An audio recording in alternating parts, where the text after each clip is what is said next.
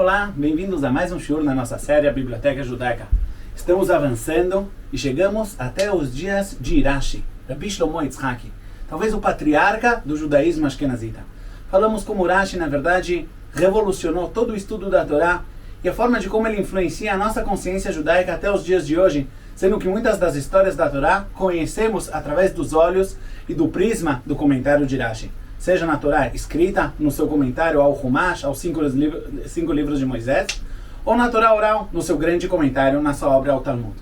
Agora, vamos continuar e falar dos descendentes de Rashi.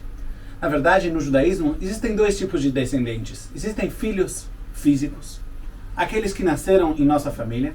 Existem descendentes espirituais, grandes alunos que continuam o legado e o caminho dos seus mestres. A verdade é que quando falamos sobre Rashi, essas duas ramificações, essas duas categorias se juntam em uma só. Muitos dos seus grandes alunos são, de fato, os seus descendentes biológicos, a sua família, o que prova também a grandeza de Rashi. Na verdade, muitos dos Ashkenazim, de forma geral, se checarem sua árvore genealógica, vão chegar em Rashi. Até porque, naquela época, não existiam muitos judeus na Europa e todos os seus descendentes, de certa forma, são conectados uns com os outros. Então vamos lá. A primeira geração após Rashi são, não os seus filhos, mas as suas filhas. Na realidade, Rashi não teve filhos homens, mas teve filhas. Filhas extremamente estudiosas.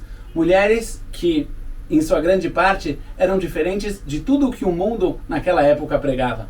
Só para ter uma ideia, as filhas de Rashi escrevem parte do seu comentário sobre o Talmud, ditadas pelo seu pai, e inclusive responsas halachicas da lei judaica baseadas no ensinamento do seu pai.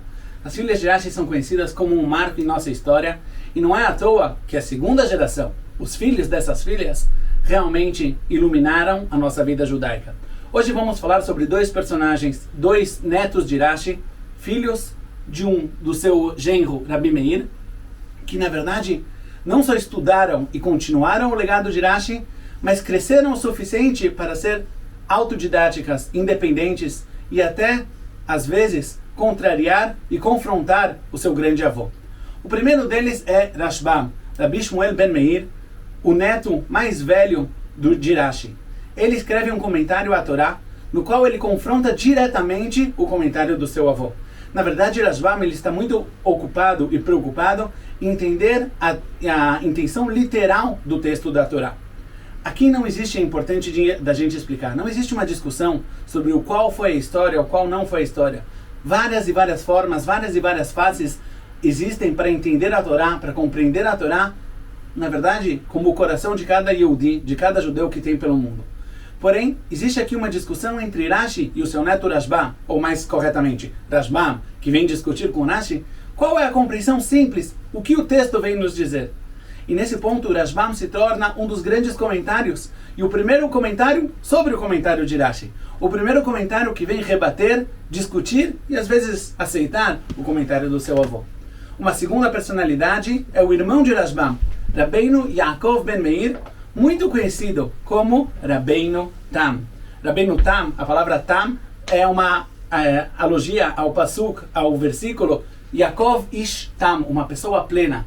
E já que Rabbeinu Tam, na verdade, se torna talvez o grande continuador da escola de Rashi e da escola dos Ashkenazim de forma geral, a ponto de que Rambam, lembram dele? Rabbi Moshe ben Maimon, o grande Rambam, Maimonides, no Egito, quando ele escreve cartas para a Europa, ele pede especificamente para mandarem lembranças ao grande Rabbi Yaakov.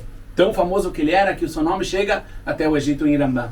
Rabbeinu Tam, ele é muito conhecido mais pelo seu comentário ao Talmud, pelas suas explicações do Talmud, que na próxima aula vamos explicar, são chamadas de Tosafot, adições.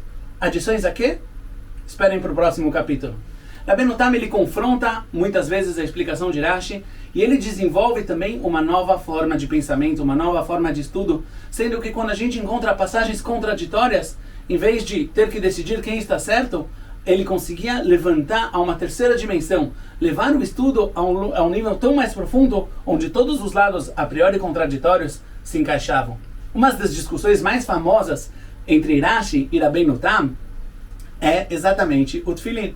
Muitos de vocês já viram que existem pessoas, às vezes Hassidim, que usam dois tipos de tefilim. Um tefilim chamado tefilim de Rashi e um tefilim chamado de tefilim de Rabbeinu Tam. O que é o tefilim do Rashi e o tefilim de Rabbeinu Tam? Na verdade, existe uma grande discussão entre o avô Rashi e o neto Rabbeinu Tam sobre a ordem das parshiot, a ordem dos textos que apareceriam no tefilim. Os dois concordam, as quatro parshiot, os 4 textos do tefilim são as mesmas, mas em que ordem eu devo colocar? Sobre isso existe uma grande discussão. E por isso, apesar da halakha ter sido definida como Rashi, o avô, até hoje existem pessoas que querem rigorar e colocar também o tefilim de Rabbeinu Tam. Aliás, um curioso, vocês sabiam que Rabbeinu Tam não colocava tefilim de Rabbeinu Tam? Exatamente. Por quê? Porque fora a discussão sobre a ordem dos textos no tefilim, existe também uma discussão de como as parshiot devem ser colocadas, como os pergaminhos devem ser colocadas dentro do tefilim. De acordo com Rabbeinu Tam, todas as escrituras sagradas são colocadas deitadas. Por exemplo, algo que foi extremamente influenciado até os dias de hoje. Como é o Sefer Torah dos Ashkenazim, diferente dos Faradim, que é uma caixa em pé, o Sefer Torah dos Ashkenazim a gente lê ele na horizontal. Isso é influenciado da definição de Rabbeinu Tam. Mais um exemplo. Já viram uma mezuzá na casa de um Ashkenazi? Ela está assim, inclinada, né? Meio torta. Por que meio torta? Porque existe uma discussão. De acordo com Rabbeinu Tam, a mezuzá tem que ser colocada deitada. Porém, outras opiniões opinam que ela tem que ser colocada em pé. Nós, como bons judeus, fazemos aqui um bem bolado e botamos a mezuzá inclinada para tentar agradar os dois lados. Assim também no tefilim, Rabbeinu Tam argumentava que as parshiot, os pergaminhos, têm que ser colocados deitados. De forma que mesmo hoje, quem coloca o tefilim de Rabbeinu Tam não poderia dizer que ele está colocando o mesmo tefilim que Rabbeinu Tam colocou. Outra discussão muito famosa de Rabbeinu Tam, que na verdade influencia em toda a nossa vida judaica, é sobre quando começa e mais exatamente quando termina o dia. Existem 2 tipos de cálculos para definir o final do dia e o começo da noite. Por que isso é importante? Porque existem muitas mitzvot que podem ser feitas só durante o dia. Por exemplo, o tefilim que citamos agora, ou outras. E por outro lado, a noite, o começo da noite, marca também a entrada dos dias sagrados, como o Shabbat, Yom Tov e até Yom Kippur. De acordo com Rabbeinu Tam, o tempo que leva desde o pôr do sol até a gente definir o horário como noite é muito maior, muito mais extenso do que, de acordo com a opinião anterior a ele, conhecida como a opinião dos Geonim. E novamente aqui a gente vê a importância que o povo judeu dá a Rabbeinu Tam. Porque apesar de que a halakha, a lei, foi definida não como Rabbeinu Tam, não como a opinião dele, e sim como as outras opiniões, até os dias de hoje existem muitas e muitas pessoas que levam em consideração a opinião de Rabbeinu Tam, rigorando, ou seja, atrasando, por exemplo, a saída do Shabbat e não fazendo nenhum trabalho proibido até que chegue à noite, de acordo com a ideia de Rabbeinu Tam. Isso mostra como ele era presente, como ele influencia e como o Rabbeinu Tam era importante nas nossas vidas. Mas tanto o Rashbam como o Rabbeinu Tam foram só os precursores, os primeiros de uma grande escola, a escola dos Balei HaTosafot, que influenciam mais do que a gente sabe nas nossas vidas judaicas e comuns. Querem saber como? No próximo shiur.